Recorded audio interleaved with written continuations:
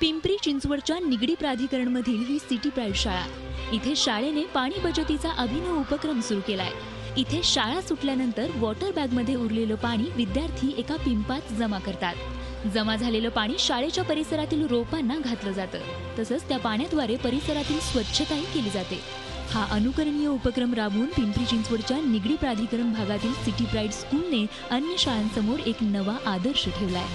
शाळेतील विद्यार्थ्यांना दिलेल्या पाणी बचतीच्या मंत्रामुळे दरवर्षी सुमारे 1 लाख लिटर पाण्याची बचत होतीये. गेली 3 वर्ष हा उपक्रम शाळेत राबवला जातोय. त्यांच्याकडे जे उरलेलं पाणी असतं दिवसाच्या शेवटी, तेही घरी जाताना ते पाणी तसंही त्याचा उपयोग कसा करावा हा त्यांना कळत नाही. ही शिकवण त्यांना कशी द्यावी ती अशी की आम्ही रिकाम्या बादल्या प्रत्येक फ्लोअरच्या कोपऱ्याला ठेवलेल्या आहेत. मुलं जेव्हा घरी जातात तर उरलेलं पाणी फक्त त्या बादल्यांमध्ये घालणं आणि त्या बादल्या पाणीचा कसा उपयोग करणार आहोत हेही त्यांना आम्ही चर्चेद्वारे सांगतो.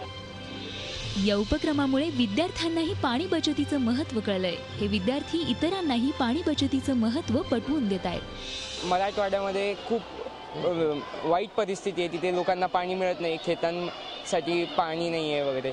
म्हणून मग तेव्हा आठवलं की मॅडमनी ही चर्चा शाळेत घेतलेली. मग त्या चर्चेमधून आम्हाला वाटलं की चला पाणी वाचवावं, की लोकांना पाणी मिळत नाही आहे म्हणून प्रत्येक थेंब पाण्याचा महत्त्वाचा आहे. शाळेच्या या उपक्रमातून दरवर्षी सुमारे 1 लाख लिटर पाणी बचत होणार आहे. शाळेतील इतर पाण्याचा पुनर्वापर करून शाळेत हात धुण्यासाठी त्याचा वापर केला जातो आणि स्वच्छतागृहातील पाण्यावर शाळेच्या आवारातच प्रक्रिया केली जाते. हे जमा झालेलं पाणी शाळेच्या मागील बाजूस असलेल्या मोठ्या वृक्षांना देण्यात येतं.